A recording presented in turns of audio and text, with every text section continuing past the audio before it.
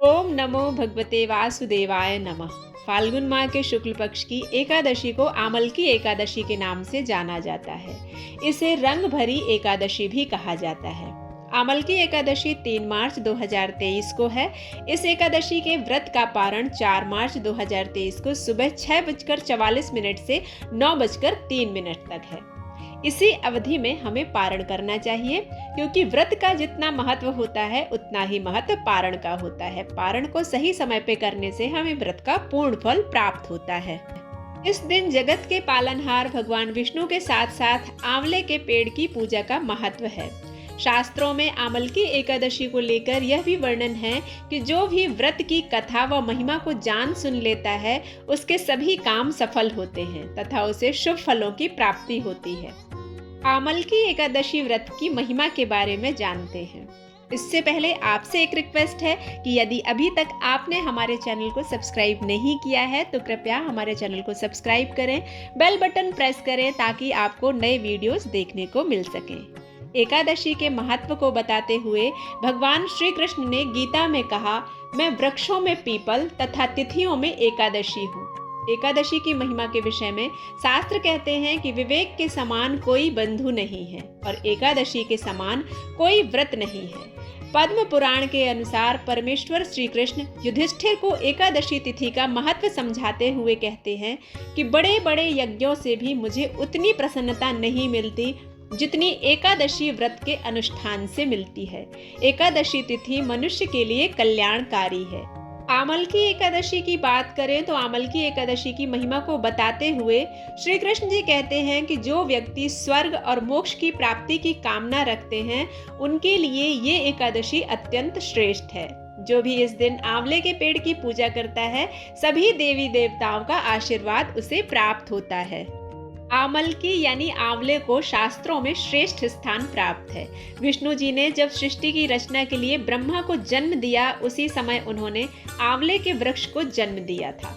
आंवले को भगवान विष्णु ने आदि वृक्ष के रूप में प्रतिष्ठित किया है। इसके हर अंग में ईश्वर का स्थान माना जाता है। आमल की एकादशी व्रत के पहले दिन व्रती को दशमी की रात्रि में एकादशी व्रत के साथ भगवान विष्णु का ध्यान करते हुए सोना चाहिए तथा आमल की एकादशी के दिन सुबह स्नान करके भगवान विष्णु की प्रतिमा के समक्ष हाथ में तिल, कुश, मुद्रा और जल लेकर संकल्प करें कि मैं भगवान विष्णु की प्रसन्नता और मोक्ष की कामना से आमल की एकादशी का व्रत रखता हूँ या रखती हूँ। मेरा यह व्रत सफलता पूर्वक पूरा हो सके, इसके लिए श्री हरि मुझे अपनी शरण में रखे।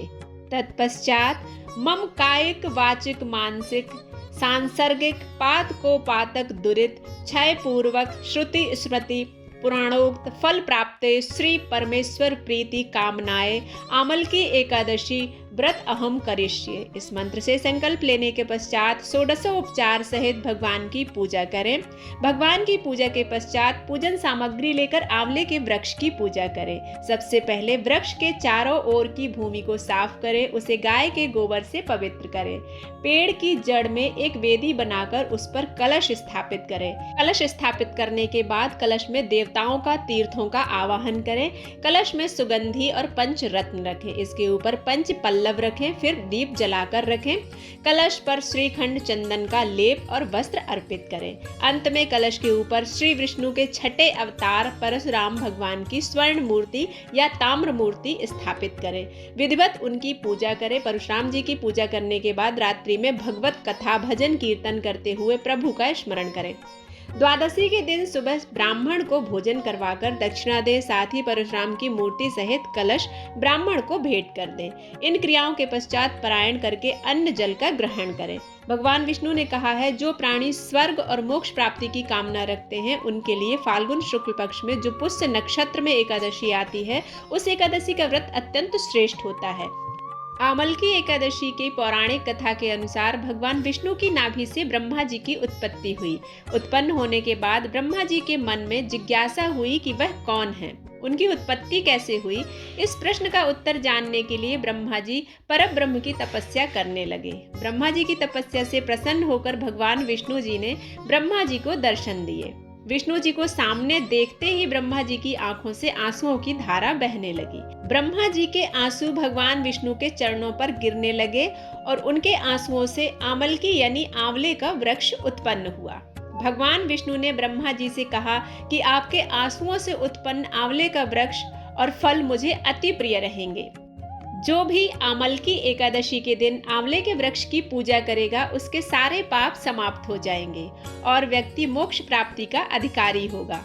तभी से आमलकी एकादशी के दिन आंवले पेड़ की पूजा की जाती है। साथ ही इस दिन आंवला भगवान विष्णु को अर्पित किया जाता है। इतना ही नहीं, इस दिन खुद भी आंवला ग्रहण करना बेहद फलदायी माना जाता है। आमलकी एकादशी की कथा के इस संदर्भ में एक राजा की कथा का भी उल्लेख किया गया है जो पूर्व जन्म में एक शिकारी था। एक बार आमलकी एकादशी के दिन जब सभी लोग मंदिर में एकादशी का व्रत करके भजन पूजन कर रहे थे, उस समय मंदिर में चोरी के उद्देश्य से वह मंदिर के बाहर छुपकर बैठा हुआ था। मंदिर में चल रही पूजा अर्चना देखते हुए वह लोगों के जाने का इंतजार कर रहा था। अगले दिन सुबह हो जाने पर शिकारी घर चला गया। इस तरह अनजाने में शिकारी से आमलकी एकादशी का व्रत हो गया। कुछ समय बाद शिकारी की मृत्यु हुई और उसका जन्म राज परिवार में हुआ। यही कारण है कि आमलकी एकादशी का इतना ज्यादा महत्व शास्त्रों में बताया गया है। शास्त्रों के अनुसार कहा जाता है कि इस दिन भगवान शिव मां पार्वती की विदा कराकर पहली बार काशी लेकर आए थे। मां पार्वती पहली बार अपनी ससुराल काशी आई थी। इस उपलक्ष्य में शिव भक्तों ने मां पार्वती और शिव जी पर गुलाल अबीर अर्पित की थी। इसी कारण इस एकादशी को रंग भरी एकादशी कहा जाता है। इस एकादशी से लेकर 6 दिनों तक लगातार काशी में रंग भरी यानी गुलाल से भरी हुई होली खेली जाती है। इस रंग भरी एकादशी में भगवान शिव और मां पार्वती की भी पूजा की जाती है। उन्हें पंचामृत से अभिषेक किया जाता है।